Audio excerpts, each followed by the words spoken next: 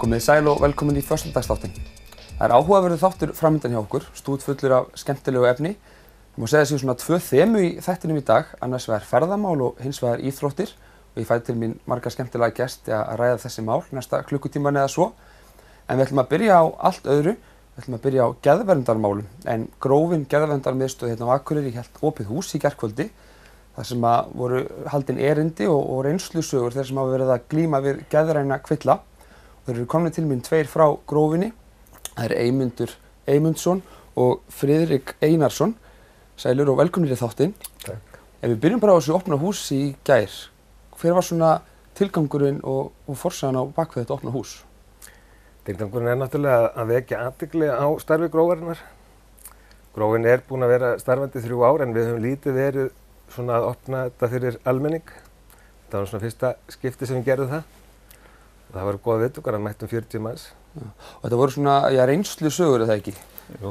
Frá fólki þá sem hefur glímt við geðsjúkdóma? Jú, Elísabet Ragnarsdóttir, hún var að tala ADHD og uppvöxt og bara hennar þroska að lifa með ADHD eftir hún fekk greiningu og hvað skipti máli að vita hvað maður glíma við. Já. En hún vissi það náttúrulega ekki að hún var greind með geðhvarfasýki og var ekki með rétta greiningar og hún var bara að segja frá sinni lífsreynslu, mjög áhugavert og svo kemur Friðrik Einarsson með sitt. Ég var að reyna að rekja svolítið bara sögu mína sem orðið löng. Þetta eru að vera 30 ár sko. En ég heiti líka góðan tíma að tala hvað hefur gagnast mér í bata. Og mér finnst það í sjálfu sér miklu áhugaverðara vegna þess að það nýtist fólki. Sögurnar okkar sko, þær eru kannski áhugaverðar en það fyrst og fremst það hvað hefur nýst okkur í að ná bata sem að við þurfum að koma til skila til fólk. Og hvað hefur nýst ykkur? Já, sérstaklega eins og fyrir mig og náttúrulega fyrst skipti sem ég sá hvað ég var að glíma við 2005 og þá náttúrulega að fá að vita hvað maður er að glíma við og eins og með kvíðan og félagsfælinu og þunglyndi. Það voru ástæða fyrir þessu síðan ég var krakki og þarna hafði ég líka tækifærið á að eignast líf. Þannig að það sem nýttist mér þá strax, það var að fá hjálp og vera opinn fyrir hjálpinni og með því á ég þetta líf sem ég á í dag og get verið þátttakandi og þetta skiptir svo miklu máli að maður sé opinn fyrir hjálpinni og jákvæður fyrir henni og já, ég held að það sé bara aðalatrið fyrir mig sko, að ég sé á þessu stað í dag út af því. Þið hefur náttúrulega báðir glímt við geðsjúkdóma og gerið og hafið báðir þurft að leita ykkur hjálpar á einhverjum tímapunkti. Haldið þið að það hafi eitthvað breyst með tímanum, svona aðgengi að aðstoð fyrir þá sem eru í slíkum sporum?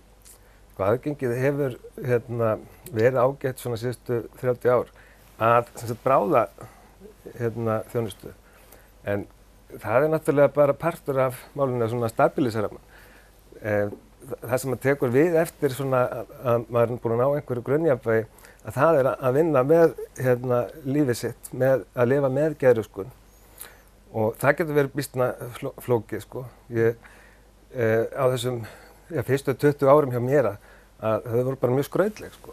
Og ég átti margar innlagnir og sumar langar og það sem að hefur verið að þróunin hefur finnst mér mest verið í bata leiðum og þar finnst mér Grófin, hún er hugsað sem bataleið. Iðjuþjálfar og sálfræðingar, að það er fólk sem veitir miklu meira bata heldur en geðlæknarnir. Geðlæknar eru meira að stabilisera fólk, svo tekur við líf með geðröskun og þar eru annað fagfólk og notendur sem hafa reynst mér best. Þú eru raunin að segja kannski að reynslusögur fólks sem hefur lent í svipuðum aðstæðum og iðjuþjálfar, sálfræðingar, þeir séu ekki síður mikilvægir en bara geðlyf og læknar. Já, sko, ég meina það er bara jafn mikilvægur. Þess að ég sé fyrir mig eftir ég fekk hjálpina 2005 og fór inn á deild svo 2008 að þá var ég komin á 9 töflur og svo flutti ég suður og fór suður í ráðgjafarskóla og fór að stunda hugarafl í Reykjavík og þá var ég á 9 töflum. Með að vinna í sjálfum mér, með að nýta mig hjálpina, þá náði ég að minnka það niður 2 töflur. Já. Þannig að lyfin ein og sér geta hjálpað en þú þarft að líka vinna með þeim. Það skiptir miklu máli að maður loki ekki á það og til þess að opna hlutina þá þurfum við náttúrulega að geta stigið fram og sagt hvað er að hjálpa. Hvað vegna sem maður má ekki leika sig sem eitthvað fórnarlamb eða eitthvað. Þetta er hlutur sem maður gekk í gegnum, maður lifði af og hvernig vill maður nýta það á reynslu.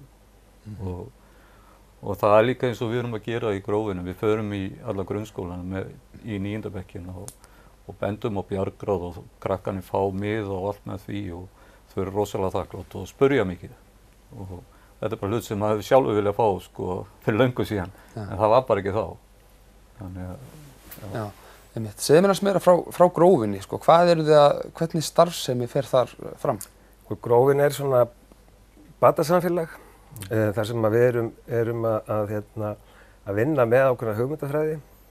Á vissan hátt er þetta svona day center eða svona félagsmiðstöð en þó með því ívafi að við erum með hugmyndafræði og við erum með dagskrá og það held ég að sé svona stóri munurinn á félagsmiðstöð þar sem að sko fólk fyrir bara og spilar að við erum svolítið að vinna með batan. Við höfum dagskrá sem að liggur í gegnum vikuna. Ég held alltaf 1:30 þá er hópastarf og það er svona misjafnt hvernig fólk vill nýta það. Sumir taka þátt bara í öllu alla daga. Aðrir eru koma og velja sér sérstaklega 1 dag í vikunar og þetta er svona 20 manns að meðaltala dag. En hversu veikur þarf maður að vera til þess að leita til ykkar? Í rauninni þarf maður ekki að vera veikur sko. Maður getur komið af því maður hefur áhuga eða af því að einhver sem maður er nákominn manni er að glíma við erfiðleika. En sko þegar að fólk kemur til okkar þá held ég að oft á tíðum horfið það svona yfir hópinn og hugsi rosalega veikt fólk. Eða að fólk hugsa, nei ég er ekki nú veikur sko. Og þetta er þetta innra sjálfdæli í okkur sko.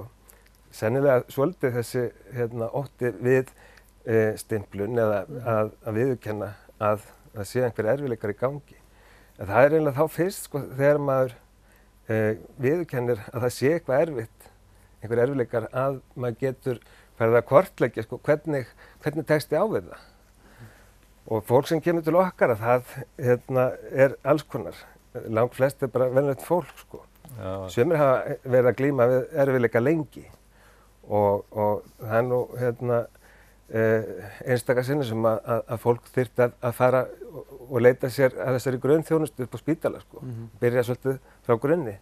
En langt flestir sem að koma hafa verið í innlögn eða verið í sambandi við einhvern lækni sem hefur það ráðlegt að prófa þetta. Það er líka, eins og segja, eigin fordóma. Ég meina, 2005, ég sé hvað það heimilislæknir spurði hvort ég vildi að fara upp á geðdeild. Ég er ekkert að fara upp á geðdeild. Stórhættulegt fólk maður, í spennutreyju hugsaði og útkvæðlifi. Þetta er bara þessi mynd sem við höfum af bíómyndum, kannski oft á tíðum óvandari fréttamennsku þegar ég verið að tala texta, bíómyndir og ýmislegt.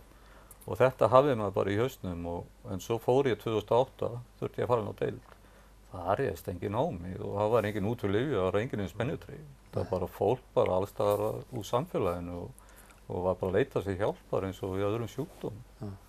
En er ekki skilningurinn aðeins að aukast? Er fólk jafn hrætt við geðsjúkdóma á áður? Nei. Það er mikil breyting sko og svona það hafi verið mældir fordómar gagnvart fólki með geðsjúkum og það hafi verið mældir fordómar sko, ég held að Eurostat hafi mælt sko, og maður berða saman við sko fordóma gagnvart innflytjendum og samkynhneigðum að þá erum við ekki kannski að fylgja samkynhneigðum, þar hafa fordómar horfið.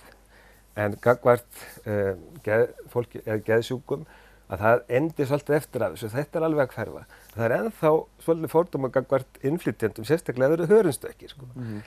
En það er svona bara ákveðin tilgangur að skoða og bera saman svona við þessa hópa sem hafa verið að ná árangri svona í sínum mannréttindum og ég held að fólk sé átt að sjá því að þetta í öllum fjölskyldum, geðraskanir og geðveiki, sko.